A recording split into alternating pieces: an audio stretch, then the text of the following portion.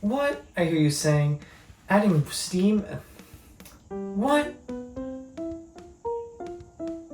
What? What? I hear you saying. Adding steam and hence water to the drying cycle? Well, that just sounds counterproductive. Well, you might think so at first, but I think you'll be pleasantly surprised with what... But also, I'll be doing a load live with you guys and explaining what goes on along the way. There are plenty of videos out there explaining... Well, no, not plenty. So those are some of the uses / benefits of the steam function on a dryer. But now, let's actually see those put into play, and by... So those are some of the uses / benefits of the steam function on a dryer. But now, let's start seeing some of those in play. I stuttered. So those are some of the main uses / benefits you can achieve from So those are some of the main uses / benefits from using the steam function on a dryer.